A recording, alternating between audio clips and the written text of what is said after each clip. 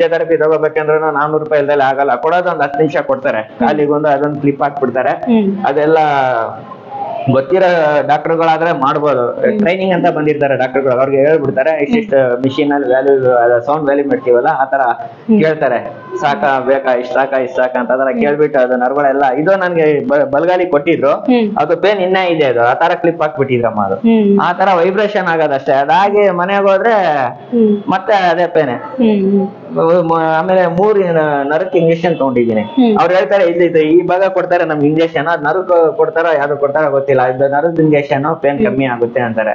ಅದು ನಾವು ನೋಡಿಲ್ಲ. ಇಲ್ಲಿಗೆ ಬಂದಿದ್ಮೇಲೆ ನನಗೆ ನೀವು ಹಾಕಿರೋ ಅಂತ ಇದು ಬೋಲ್ಡ್ ಅಲ್ಲಿ ನಮ್ಮ ಮೈಯಲ್ಲಿ ಯಾವ ಭಾಗದಲ್ಲಿ ನರಗಳಿದೆ, L4 ಯಾವ್ದು L5 ಯಾವ್ದು ಅಂತ ಈ ಚಿತ್ರ ನೋಡಿದ್ಮೇಲೆ ನಮಗೆ ಗೊತ್ತಾಗಿದ್ದು. ಅದಕ್ಕೆ ಇದ್ರಲ್ಲಿ ನಮಗೆ L4 L5 ಇಲ್ಲಿ ಬರುತ್ತೆ, ಈ ಜಾಗದಿಂದ ಬರುತ್ತೆ. ಬ್ಯಾಕ್ ಸೈಡ್, ಈ ಬ್ಯಾಕ್ ಸೈಡ್ ಅಲ್ಲಿ L4 L5 L6 ಈ ತರ ಎಲ್ಲ ನರಗಳು ನಮ್ಗೆ ಈ ಭಾಗದಲ್ಲಿ ಇದೆಯಾ ಅಂತ ಇಲ್ಲಿಗೆ ಬಂದಿದ್ಮೇಲೆ ಈ ಚಿತ್ರ ನೋಡಿದ್ಮೇಲೆ ನನಗೆ ಗೊತ್ತಾಗಿದೆ. ಅಷ್ಟು ಕ್ಲೀನ್ ಆಗಿ ಎಕ್ಸ್ಪೀರಿಯನ್ಸ್ ಮಾಡಿದೀರಾ, ಯಾವ ಹಾಸ್ಪಿಟಲ್ ಇಲ್ಲ, ಯಾವ ಕ್ಲಿನಿಕಲ್ಲೂ ಇಲ್ಲ ಈ ತರ. ಅದೊಂದು ನಮ್ ಭಾಗ್ಯ ಅನ್ಕೋಬೇಕು. ಯಾಕಂದ್ರೆ ನಮ್ಮ ಮೈಯಲ್ಲಿ ಏನೇನಿದೆ, ನರಗಳೆಲ್ಲ ಇದೆ, ಅದೆಲ್ಲ ನಮ್ಗೆ ಈ ಬೋಲ್ಡ್ ಮಾಡಿ ನೋಡಿದ್ಮೇಲೆ ನಂಗೆ ಗೊತ್ತಾಗಿದ್ದಮ್ಮ.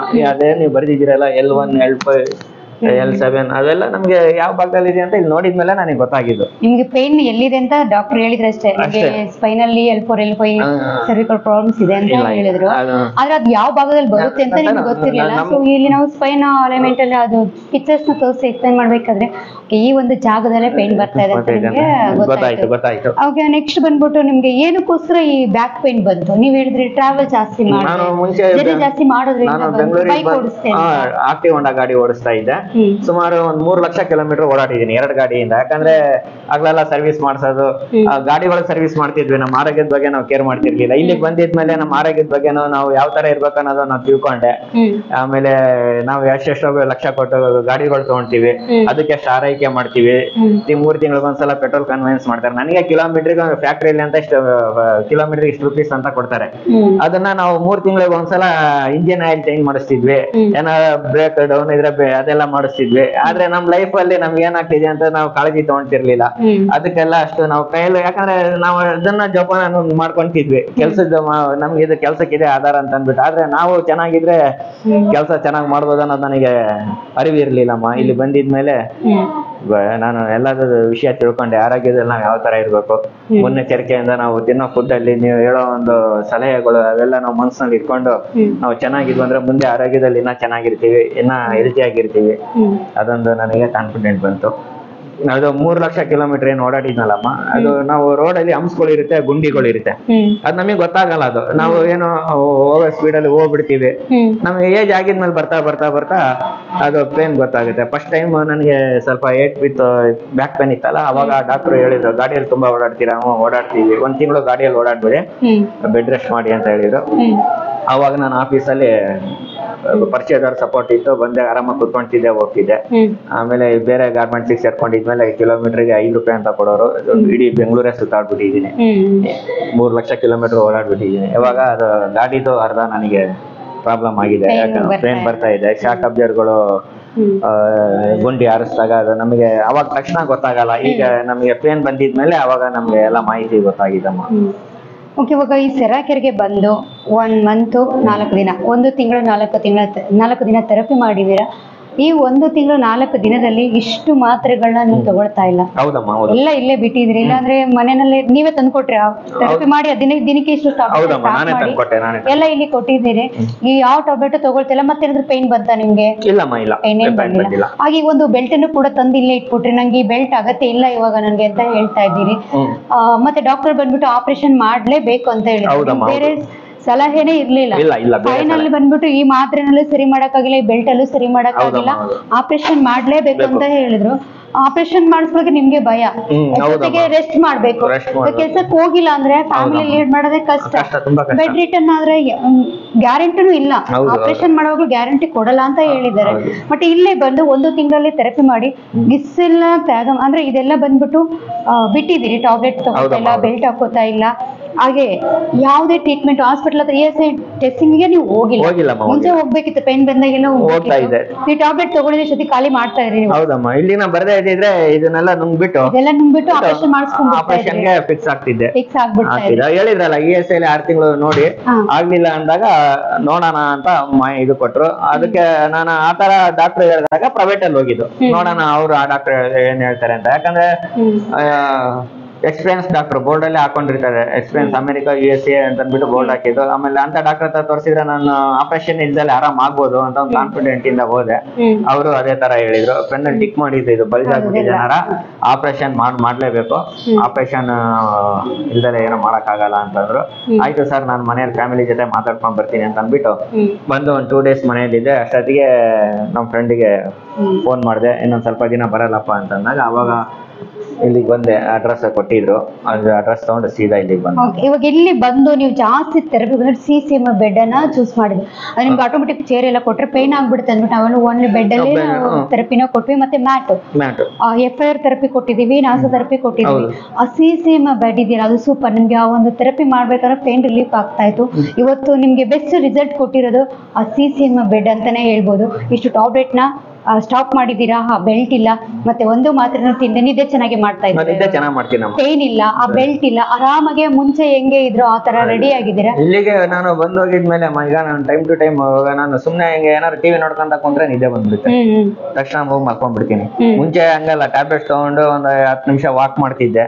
ವಾಕ್ ಮಾಡಿ ಎಲ್ಲ ಟ್ಯಾಬ್ಲೆಟ್ಸ್ ತಗೊಂಡಿದ್ಮೇಲೆ 10 ನಿಮಿಷ ವಾಕ್ ಮಾಡ್ಲೇಬೇಕು, ತಕ್ಷಣ ಮಲ್ಗಕ್ ಆಗಲ್ಲ. ಅದೆಲ್ಲ ಆಗಿದ್ಮೇಲೆ ಮಲಗ್ತಿದ್ದೆ. ಮಲ್ಕೊಂಡಾಗ ಏನೇ ತಗೊಂಡ್ರೇನೋ ಮಾಮೂಲಿ ಪೇನ್ ಬರ್ತಾನೆ ಇತ್ತು ನನಗೆ. ಒಂದು ತಾತ್ಕಾಲಿಕ ಅಷ್ಟೇ, ಅದು ಟ್ಯಾಬ್ಲೆಟ್ಸ್ ಪವರ್ ಇರೋ ತನಕ ಅಷ್ಟೇ ಅದು. ಮತ್ತೆ ಆಮೇಲೆ ಅದೇ ತರ ಇಷ್ಟು ಟ್ಯಾಬ್ಲೆಟ್ ನ ತಗೊಳ್ಬೇಕಾಗಿತ್ತು. ಕಿಡ್ನಿಗೆ ಎಷ್ಟು ಎಫೆಕ್ಟ್ ಆಗ್ತಾ ಇತ್ತು ಅದ್ರ ಮಾಹಿತಿನೇ ಗೊತ್ತಿಲ್ಲ. ಅದಲ್ಲ, ಒಂದಿನಕ್ಕೆ ಇಷ್ಟು ಮಾತ್ರೆಗಳು ತಿಂತಾ ಇದ್ರಿ ಅಂದ್ರೆ ಫ್ಯೂಚರ್ ಅಲ್ಲಿ ಏನಕ್ಕೆ ಟ್ಯಾಬ್ಲೆಟ್ ಸರಿ ಮಾಡಕ್ ಆಗಲ್ಲ. ಆಪರೇಷನ್ ಅದೊಂದು ಪೇನ್ ಇರುವಾಗ ಅದಕ್ಕೊಂದು ಪೇನ್ ಕಿಲ್ಲರ್ ಟ್ಯಾಬ್ಲೆಟ್ ಕೊಟ್ಟಿದ್ದಾರೆ. ಲೈಫ್ ಫುಲ್ ಮಾತ್ರ ತಿನ್ಬೇಕಿತ್ತು. ಈ ಸೆರಾಕೆರ್ಗೆ ಬಂದು ದುಡ್ಡುನು ಸೇವ್ ಆಗಿದೆ ನಿಮ್ಗೆ, ಜೊತೆಗೆ ಪೇನ್ ಇಲ್ಲ, ಹ್ಯಾಪಿ ಜೀವನ, ಹ್ಯಾಪಿಯಾಗಿ ಬಂದಾದ್ಮೇಲೆ ಎಷ್ಟೋ ಅಪ್ಪ ಅಮ್ಮ ವಿಡಿಯೋಸ್ ನೋಡ್ತಾ ಇರ್ತಾರೆ. ಅವ್ರು ನಿಮ್ ತರ ಕೆಲವರು ಸ್ಪೈನ್ ಪ್ರಾಬ್ಲಮ್ ಇಂದ, L4 ಪ್ರಾಬ್ಲಮ್ ಇಂದ, ಡಿಸ್ಕ್ ಪ್ರಾಬ್ಲಮ್ ಇಂದ, ಸರ್ವಿಕಲ್ ಪ್ರಾಬ್ಲಮ್ ಇಂದ ಸ್ಟ್ರಗಲ್ ಪಡ್ತಾ ಇರ್ತಾರೆ. ಈ ತರ ಬೆಲ್ಟ್ ಹಾಕೊಂಡು ಓಡ್ತಾ ಇರ್ತಾರೆ. ಆಪರೇಷನ್ಗೆ ಅಂತ ಡಾಕ್ಟರ್ ಸಜೆಷನ್ ಮಾಡಿದ್ರೆ ಆಪರೇಷನ್ ಮಾಡ್ಸಕ್ಕೆ ಹೋಗ್ತಾರೆ. ಅವ್ರಿಗೆಲ್ಲ ಏನ್ ಹೇಳಕ್ ಇಷ್ಟಪಡ್ತಾರೆ? ಆಪರೇಷನ್ ಇಲ್ಲದೆ ಸೆರಾಕೆರ್ ಅವ್ರನ್ನ ಗುಣ ಮಾಡಿ. ನಾನು ನಮ್ ಜೊತೆ ಕೆಲಸ ಮಾಡೋರು ಒಬ್ರು ಪರಿಚಯದವ್ರು ಇದ್ರು, ಅವ್ರಿಗೆ ಏನೋ ಆಪರೇಷನ್ ಮಾಡ್ಬೇಕು, ದುರ್ಮಾಂಸ ಬೆಳೆದಿದೆ ಅಂತಂದ್ರು. ನಾನು ಅವ್ರಿಗೆ ಸಲಹೆ ಕೊಟ್ಟೆ, ಇಲ್ಲ ಇಲ್ಲಿ ಹೋಗೋದ್ಕಿಂತ ಮುಂಚೆ ಇಲ್ಲಿ ಹೋಗಿ ಅವರೇ ನನಗೆ ನೋಡೋರು, ಅಬ್ಸರ್ವ್ ಮಾಡೋರು ಕೆಲಸ ಮಾಡೋ ಜಾಗದಲ್ಲಿ. ಎಷ್ಟು ಚೆನ್ನಾಗಿ ನಡೀತಿದ್ರಲ್ಲ, ನಮಗೆ ನಡೆಯೋದು ಬಹಳ ಖುಷಿ ಆಯ್ತು. ಮುಂಚೆ ನೀವು ಬರೋದ್ ನೋಡ್ಬಿಟ್ಟು ನಮ್ಗೆಲ್ಲ ಒಂಥರ ಬೇಜಾರಾಗ್ತಿತ್ತು, ಈ ತರ ನೀವು ನೋವು ತಿನ್ಕೊಂಡು ಕೆಲ್ಸಕ್ಕೆ ಬರ್ತಿದ್ರಲ್ಲ ಅಂತ. ಅದಕ್ಕೆ ಅದನ್ನ ನಾನು ಸಲಹೆ ಕೊಟ್ಟೆ. ಅವ್ರು ನಿಮ್ ಸ್ನೇಹಿತರು ಈಗ ಆಗಿದ್ದಾರೆ ಅಂತ ಹೇಳಿದ್ರಲ್ಲ, ಅಲ್ಲಿ ಆಪರೇಷನ್ ಹೋಗೋದ್ಕಿಂತ ಮುಂಚೆ ಈ ಜಾಗಕ್ಕೆ ಒಂದ್ಸಲ ಹೋಗಿ ಅವ್ರಿಗೆ ನೋಡ್ಕೊಂಡ್ಬೇಕಾದ್ರೆ ಅವ್ರ ಮುಂದಿಂದ ಅವ್ರು ಏನ್ ಮನ್ಸಿಗೆ ಬರುತ್ತೆ ಅದ್ ಮಾಡ್ಲಿ ಅಂತಂದ್ರೆ, ಇಲ್ಲ ಅಣ್ಣ ಡಾಕ್ಟರ್ ಡೇಟ್ ಕೊಟ್ಬಿಟ್ಟಿದ್ದಾರೆ ಆಪರೇಷನ್ಗೆ ಅಂತ. ಅದು ನಾವೇನು ಹೇಳಕ್ ಆಗಲ್ಲ ಅವ್ರಿಗೆ. ಅದು ಅವರು ಅವ್ರ ಅದೃಷ್ಟ, ಅವ್ರು ಏನಾದ್ರು ಇಲ್ಲಿ ಬಂದಿದ್ರೆ ಆಪರೇಷನ್ ಇಲ್ದಲೆ ಆರಾಮ್ ಆಗ್ಬೋದಾಗಿತ್ತು. ಅವ್ರು ಆಪರೇಷನ್ ಹೋದಾಗ ಏನೋ ಮತ್ತೆ ಆರ್ಟಿಂದ ಒಂದು ಇದು ಮಾಡ್ಸಿದ್ರಂತೆ, ಎಕ್ಸ್ರೇ ಮಾಡ್ಸಿದ್ರಂತೆ, ಆರ್ಟಿಂದ ಹೋಲ್ ಆಗಿದೆ ಅಂತಂದ್ರೆ ಏನೋ ರೀಸನ್ ಹೇಳಿದ್ರು. ಅದು ನಾವು ನಮ್ ಕರ್ತವ್ಯ ಏನೋ ಒಂದ್ ಒಳ್ಳೆ ಜಾಗ ಇದೆ ಹೋಗಿ ಅಂತ ಹೇಳಿದ್ವಿ. ಅದನ್ನ ಅವರು ಯಾವ ತರ ತಿಳ್ಕೊಂಡ್ರು ನನಗೆ ಗೊತ್ತಿಲ್ಲಮ್ಮ. ಅಲ್ಲ, ಇವಾಗ ನಿಮ್ಮನ್ನ 1 ತಿಂಗಳು ಹಿಂದೆ ಈ ಬೆಲ್ಟ್ ಅಲ್ಲಿ ನೋಡ್ತಾ ಇದ್ರು, ಇವಾಗ ಬೆಲ್ಟ್ ಇದ್ದೆ ನಿಮ್ಮ ನೋಡ್ಬೇಕಾದ್ರೆ ಅವರು ನಂಬಿಲ್ಲ. ಇನ್ನು ಇಲ್ಲ, ಜೊತೆಗಿರೋರು ನಂಬ್ತಾರೆ ಅಂದ್ರೆ ಅವ್ರು ನೋಡಿಲ್ಲ. ಇವಾಗ ಚೆನ್ನಾಗ್ ಆಗಿದ್ರಲ್ಲ, ಇವ್ರು ಚೆನ್ನಾಗ್ ಆಗೋರೆ ಅಂತ ಯಾರೆಲ್ಲ ನಿಮ್ಮನ್ನ 1.5 ತಿಂಗಳಿಂದ ನೋಡಿದ್ರ, ಅವರು ನಿಮ್ಮ ನೀವ್ ನೋಡುವಾಗ ಏನಂತ ಹೇಳ್ತಾರೆ? ಈ ಬೆಲ್ಟ್ ಹಾಕಿ ನೋಡ್ತಾ ಇದ್ರು, ನೀವು ಬೆಲ್ಟ್ ಅಲ್ಲಿ ಇರುವಾಗ ನೋಡ್ತಾ ಇದ್ರು. ಈಗ ವಿತೌಟ್ ಬೆಲ್ಟ್ ನನಗೆ ನಾನ್ ಕೆಲ್ಸಕ್ಕೆ ಹೋಗ್ಬೇಕಾದ್ರೆ ರೋಬೋ ಅಂತ ಹೆಸರಿಟ್ರು. ರೋಬೋ ತರ ಏನಪ್ಪಾ ರೋಬೋ ತರ ಬರ್ತಾ ಇದೆಯಾ ಅಂತಂದ್ರು. ಅದೇ ನಮ್ ಸ್ನೇಹಿತರು ಈಗ ಹೇಳ್ತಾರೆ, ಏನೋ PT ವಿಷಯ ಆಗೋಗ್ಬಿಟ್ಟಿದ್ಯಾ ಅಂತಂದ್ರೆ, PT ವಿಷಯ ತರ ಓಡಾಡ್ತೀಯಲ್ಲ ಅಂತ ಹೇಳಿ. ಹೂನಣ್ಣ ಅಂತ ಜಾಗ ಇದೆ, ಅದು ಅವ್ರಿಗೂ ಹೇಳಿದೀನಿ. ನೀವು ನಮ್ಗೆಲ್ಲ ಸಮಯ ಸಿಗಲ್ಲಪ್ಪ, ನಮ್ಗೆ ಅದೊಂದು ಸಮಸ್ಯೆ ಇದೆ, ಗೊತ್ತಲ್ಲ ನಿನಗೆ ಅಂತೇಳಿ. ಆಯ್ತು ಬಿಡಪ್ಪ, ನೀನ್ ಚೆನ್ನಾಗಿದೆಯಲ್ಲ, ಚೆನ್ನಾಗೋ, ನಾವು ಸಮಯ ಅವಕಾಶ ಸಿಕ್ಕಾಗ ನಾನು ಹೋಗ್ತೀವಿ, ನಾವು ಒಂದ್ಸಲ ಹೋಗ್ಬಿಟ್ಟು ಬರ್ತೀವಿ ಅಂತೆಲ್ಲ ಹೇಳ್ತಾರೆ. ಅವ್ರು ದೇವ್ರು ಆದಷ್ಟು ಬೇಗನೆ ಅವ್ರಿಗೆ ಇಲ್ಲಿ ಒಂದ್ಸಲ ಒಂದು ವಿಸಿಟ್ ಕೊಟ್ಟೋದ್ರೆ ಸಾಕು, ಬಂದು ಇಲ್ಲಿ ಒಂದ್ ವಾರ ತಗೊಂಡ್ರೆ ಸಾಕು, ಅವ್ರಿಗೆ ಇದ್ರ ಮಹತ್ವ ಏನಂತ ಗೊತ್ತಾಗುತ್ತೆ. ಯಾಕಂದ್ರೆ 1-2 ದಿನಕ್ಕೆ ಯಾರಿಗೂ ಗೊತ್ತಾಗಲ್ಲ. ಅಟ್ಲೀಸ್ಟ್ ಒಂದು ವಾರ ಆದ್ರೂ ಬಂದ್ರೆ, ನನಗೂ ಅಷ್ಟೇ, ನಾನು ಇಲ್ಲಿ ಬಂದಾಗ ಸ್ಟಾರ್ಟಿಂಗ್ ಟ್ಯಾಬ್ಲೆಟ್ಸ್ ಎಲ್ಲ 1-2 ದಿನ ತಗೊಂಡೆ. ಇಲ್ಲಿಗೆ ಬಂದಾಗ 1-2 ದಿನ ತಗೊಂಡೆ. ಇಲ್ಲಿ ತಗೊಂಡಿದ್ಮೇಲೆ ತುಂಬಾ ಪೇನ್ ಬರೋದು. ಅವಾಗ ನೀವೆಲ್ಲ ಎಕ್ಸ್ಪೀರಿಯನ್ಸ್ ಮಾಡ್ತಾ ಇರ್ತೀರಾ, ಅದನ್ನ ನಾನು ಗಮನ ಕೊಟ್ಟೆ. ಅವಾಗ ಮೀನಾ ಮೇಡಮ್ ಹೇಳ್ತಾ ಇದ್ರು, BP ಏನಾರ ಅದು ನಮ್ ಕಮ್ಮಿ ಆಗ್ಬೇಕಂದ್ರೆ BP ಜಾಸ್ತಿ ಆಗಿನೂ ಕಮ್ಮಿ ಆಗುತ್ತೆ. ಆಮೇಲೆ ವಾಶ್ರೂಮ್ ಹೋದಾಗ ರೀಸಸ್ ಅಲ್ಲೂ ಇದಾಗುತ್ತೆ, ಇದ್ರಲ್ಲೂ ಕಮ್ಮಿ ಆಗುತ್ತೆ ಅಂತ ಹೇಳೋರು. ಅದೊಂದು ನನ್ನ ಮನ್ಸಿಗೆ ಯಾವಾಗ ಬಂತಂದ್ರೆ, ಇದು ನನಗೆ ಅನುಭವ ಆಗಿದ್ಮೇಲೆ ನನಗೆ ಗೊತ್ತಾಗಿದ್ದು. ಯಾಕಂದ್ರೆ ನಾನು ವಾಶ್ರೂಮ್ ಅಲ್ಲಿ ಇದ್ದಾಗ ಒಂಥರ ನನ್ ಮೂಗಿಂದ ಕೆಟ್ಟ ಸ್ಮೆಲ್ ಬರೋದು ನನಗೆ. ಇದೇನಪ್ಪ ನಮ್ಮ ಮನೆ ಇಷ್ಟೆಲ್ಲ ನೀಟಾಗಿರುತ್ತೆ, ನನ್ಗೆ ಯಾಕೆ ಈ ತರ ನಮ್ಮ ಮನೇಲಿ ಸ್ಮೆಲ್ ಬರ್ತಾ ಇದೆ, ಮಧ್ಯರಾತ್ರಿ 1:30-2 ಗಂಟೆಗೆ ಮೂಗಲ್ಲೆಲ್ಲ ಒಂಥರ ವಾಸನೆ ಬರೋದು. ಆಮೇಲೆ ವಾಶ್ರೂಮ್ ಎಲ್ಲ ಹೋಗಿ ನೋಡಿದೆ, ಏನಾದ್ರು ಬೈ ಚಾನ್ಸ್ ನೀರ್ ಹಾಕಿದ ಆತರ ಎಲ್ಲ ನಮ್ಮ ಮನ್ಸಿಗೆ ಬರೋದು. ಅವನಾಗೆ ನಡೀತಿದ್ರಲ್ಲ, ನಮಗೆ ನಡೆಯೋದು ಬಹಳ ಖುಷಿ ಆಯ್ತು. ಮುಂಚೆ ನೀವು ಬರೋದ್ ನೋಡ್ಬಿಟ್ಟು ನಮ್ಗೆಲ್ಲ ಒಂಥರ ಬೇಜಾರಾಗ್ತಿತ್ತು, ಈ ತರ ನೀವು ನೋವು ತಿನ್ಕೊಂಡು ಕೆಲ್ಸಕ್ಕೆ ಬರ್ತಿದ್ರಲ್ಲ ಅಂತ. ಅದಕ್ಕೆ ಅದನ್ನ ನಾನು ಸಲಹೆ ಕೊಟ್ಟೆ. ಅವ್ರು ನಿಮ್ ಸ್ನೇಹಿತರು ಈಗ ಆಗಿದಾರೆ ಅಂತ ಹೇಳಿದ್ರಲ್ಲ, ಅಲ್ಲಿ ಆಪರೇಷನ್ ಹೋಗೋದ್ಕಿಂತ ಮುಂಚೆ ಈ ಜಾಗಕ್ಕೆ ಒಂದ್ಸಲ ಹೋಗಿ ಅವ್ರಿಗೆ ನೋಡ್ಕೊಂಡ್ಬೇಕಾದ್ರೆ ಅವ್ರ ಮುಂದಿಂದ ಅವ್ರು ಏನ್ ಮನ್ಸಿಗೆ ಬರುತ್ತೆ ಅದ್ ಮಾಡ್ಲಿ ಅಂತಂದ್ರೆ, ಇಲ್ಲ ಅಣ್ಣ ಡಾಕ್ಟರ್ ಡೇಟ್ ಕೊಟ್ಬಿಟ್ಟಿದ್ದಾರೆ ಆಪರೇಷನ್ಗೆ ಅಂತ. ಅದು ನಾವೇನು ಹೇಳಕ್ ಆಗಲ್ಲ ಅವ್ರಿಗೆ. ಅದು ಅವ್ರ ಅವ್ರ ಅದೃಷ್ಟ, ಅವ್ರು ಏನಾದ್ರು ಇಲ್ಲಿ ಬಂದಿದ್ರೆ ಆಪರೇಷನ್ ಇಲ್ದಲೆ ಆರಾಮ್ ಆಗ್ಬೋದಾಗಿತ್ತು. ಅವ್ರು ಆಪರೇಷನ್ ಹೋದಾಗ ಏನೋ ಮತ್ತೆ ಹಾರ್ಟಿಂದ ಒಂದು ಇದು ಮಾಡ್ಸಿದ್ರಂತೆ, ಎಕ್ಸ್ರೇ ಮಾಡ್ಸಿದ್ರಂತೆ, ಹಾರ್ಟಿಂದ ಹೋಲ್ ಆಗಿದೆ ಅಂತಂದ್ರೆ ಏನೋ ರೀಸನ್ ಹೇಳಿದ್ರು. ಅದು ನಾವು ನಮ್ ಕರ್ತವ್ಯ ಏನೋ ಒಂದ್ ಒಳ್ಳೆ ಜಾಗ ಇದೆ ಹೋಗಿ ಅಂತ ಹೇಳಿದ್ವಿ. ಅದನ್ನ ಅವರು ಯಾವ ತರ ತಿಳ್ಕೊಂಡ್ರೆ ನನಗೆ ಗೊತ್ತಿಲ್ಲಮ್ಮ. ಅಲ್ಲ, ಇವಾಗ ನಿಮ್ಮನ್ನ 1 ತಿಂಗಳು ಹಿಂದೆ ಈ ಬೆಲ್ಟ್ ಅಲ್ಲಿ ನೋಡ್ತಾ ಇದ್ರು, ಇವಾಗ ಬೆಲ್ಟ್ ಇದ್ದೆ ನಿಮ್ಮನ್ನ ನೋಡ್ಬೇಕಾದ್ರೆ ಅವರು ನಂಬಿಲ್ಲ. ಇನ್ನು ಇಲ್ಲ, ಜೊತೆಗಿರೋರು ನಂಬ್ತಾರೆ ಅಂದ್ರೆ ಅವ್ರು ನೋಡಿಲ್ಲ. ಇವಾಗ ಚೆನ್ನಾಗ್ ಆಗಿದ್ರಲ್ಲ, ಇವ್ರು ಚೆನ್ನಾಗ್ ಆಗೋರೆ ಅಂತ ಯಾರೆಲ್ಲ ನಿಮ್ಮನ್ನ 1.5 ತಿಂಗಳಿಂದ ನೋಡಿದ್ರ, ಅವರು ನಿಮ್ಮನ್ನ ಈಗ ನೋಡುವಾಗ ಏನಂತ ಹೇಳ್ತಾರೆ, ಈ ಬೆಲ್ಟ್ ಹಾಕಿ ನೋಡ್ತಾ ಇದ್ರು, ನೀವು ಬೆಲ್ಟ್ ಅಲ್ಲಿ ಇರುವಾಗ ನೋಡ್ತಾ ಇದ್ರು. ಈಗ ವಿತೌಟ್ ಬೆಲ್ಟ್ ಸ್ನೇಹಿತರೆಲ್ಲ ನನಗೆ ನಾನು ಕೆಲ್ಸಕ್ಕೆ ಹೋಗ್ಬೇಕಾದ್ರೆ ರೋಬೋ ಅಂತ ಹೆಸರಿಟ್ರು. ರೋಬೋ ತರ ಏನಪ್ಪಾ ರೋಬೋ ತರ ಬರ್ತಾ ಇದೆಯಾ ಅಂತಂದ್ರು. ಅದೇ ನಮ್ ಸ್ನೇಹಿತರು ಈಗ ಹೇಳ್ತಾರೆ, ಏನೋ PT ಉಷಾ ಆಗೋಗ್ಬಿಟ್ಟಿದ್ಯಾ ಅಂತಂದ್ರೆ, PT ಉಷಾ ತರ ಓಡಾಡ್ತೀಯಲ್ಲ ಅಂತ ಹೇಳಿ. ಹೂನಣ್ಣ ಅಂತ ಜಾಗ ಇದೆ, ಅದು ಅವ್ರಿಗೂ ಹೇಳಿದೀನಿ, ನೀವು ನಮ್ಗೆಲ್ಲ ಸಮಯ ಸಿಗಲ್ಲಪ್ಪ, ನಮ್ಗೆ ಅದೊಂದ್ ಸಮಸ್ಯೆ ಇದೆ ಗೊತ್ತಲ್ಲ ನಿನಗೆ ಅಂತೇಳಿ. ಆಯ್ತು ಬಿಡಪ್ಪ, ನೀನ್ ಚೆನ್ನಾಗಿದೆಯಲ್ಲ, ಚೆನ್ನಾಗೋ, ನಾವು ಸಮಯ ಅವಕಾಶ ಸಿಕ್ಕಾಗ ನಾನು ಹೋಗ್ತೀವಿ, ನಾವು ಒಂದ್ಸಲ ಹೋಗ್ಬಿಟ್ಟು ಬರ್ತೀವಿ ಅಂತೆಲ್ಲ ಹೇಳ್ತಾರೆ. ಅವ್ರು ದೇವ್ರು ಆದಷ್ಟು ಬೇಗನೆ ಅವ್ರಿಗೆ ಇಲ್ಲಿ ಒಂದ್ಸಲ ಒಂದು ವಿಸಿಟ್ ಕೊಟ್ಟೋದ್ರೆ ಸಾಕು, ಬಂದು ಇಲ್ಲಿ ಒಂದ್ ವಾರ ತಗೊಂಡ್ರೆ ಸಾಕು, ಅವ್ರಿಗೆ ಇದ್ರ ಮಹತ್ವ ಏನಂತ ಗೊತ್ತಾಗುತ್ತೆ. ಯಾಕಂದ್ರೆ 1-2 ದಿನಕ್ಕೆ ಯಾರಿಗೂ ಗೊತ್ತಾಗಲ್ಲ. ಅಟ್ಲೀಸ್ಟ್ ಒಂದು ವಾರ ಆದ್ರೂ ಬಂದ್ರೆ, ನನಗೂ ಅಷ್ಟೇ, ನಾನು ಇಲ್ಲಿ ಬಂದಾಗ ಸ್ಟಾರ್ಟಿಂಗ್ ಟ್ಯಾಬ್ಲೆಟ್ಸ್ ಎಲ್ಲ 1-2 ದಿನ ತಗೊಂಡೆ. ಇಲ್ಲಿಗೆ ಬಂದಾಗ 1-2 ದಿನ ತಗೊಂಡೆ. ಇಲ್ಲಿ ತಗೊಂಡಿದ್ಮೇಲೆ ತುಂಬಾ ಪೇನ್ ಬರೋದು. ಅವಾಗ ನೀವೆಲ್ಲ ಎಕ್ಸ್ಪೀರಿಯನ್ಸ್ ಮಾಡ್ತಾ ಇರ್ತೀರಾ, ಅದನ್ನ ನಾನು ಗಮನ ಕೊಟ್ಟೆ. ಅವಾಗ ಮೀನಾ ಮೇಡಮ್ ಹೇಳ್ತಾ ಇದ್ರು, BP ಏನಾರ ಅದು ನಮ್ ಕಮ್ಮಿ ಆಗ್ಬೇಕಂದ್ರೆ BP ಜಾಸ್ತಿ ಆಗಿನೂ ಕಮ್ಮಿ ಆಗುತ್ತೆ. ಆಮೇಲೆ ವಾಶ್ರೂಮ್ ಹೋದಾಗ ರೀಸಸ್ ಅಲ್ಲೂ ಇದಾಗುತ್ತೆ, ಇದ್ರಲ್ಲೂ ಕಮ್ಮಿ ಆಗುತ್ತೆ ಅಂತ ಹೇಳೋರು. ಅದೊಂದು ನನ್ನ ಮನ್ಸಿಗೆ ಯಾವಾಗ ಬಂತಂದ್ರೆ, ಇದು ನನಗೆ ಅನುಭವ ಆಗಿದ್ಮೇಲೆ ನನಗೆ ಗೊತ್ತಾಗಿದ್ದು. ಯಾಕಂದ್ರೆ ನಾನು ವಾಶ್ರೂಮ್ ಅಲ್ಲಿ ಇದ್ದಾಗ ಒಂಥರ ನನ್ ಮೂಗಿಂದ ಕೆಟ್ಟ ಸ್ಮೆಲ್ ಬರೋದು ನನಗೆ. ಇದೇನಪ್ಪ ನಮ್ಮ ಮನೆ ಇಷ್ಟೆಲ್ಲ ನೀಟಾಗಿರುತ್ತೆ, ನನ್ಗೆ ಯಾಕೆ ಈ ತರ ನಮ್ಮ ಮನೇಲಿ ಸ್ಮೆಲ್ ಬರ್ತಾ ಇದೆ, ಮಧ್ಯರಾತ್ರಿ 1:30-2 ಗಂಟೆಗೆ ಮೂಗಲ್ಲೆಲ್ಲ ಒಂಥರ ವಾಸನೆ ಬರೋದು. ಆಮೇಲೆ ವಾಶ್ರೂಮ್ ಎಲ್ಲ ಹೋಗಿ ನೋಡಿದೆ, ಏನಾದ್ರು ಬೈ ಚಾನ್ಸ್ ನೀರ್ ಹಾಕಿದ ಆತರ ಎಲ್ಲ ನನ್ನ ಮನ್ಸಿಗೆ ಬರೋದು.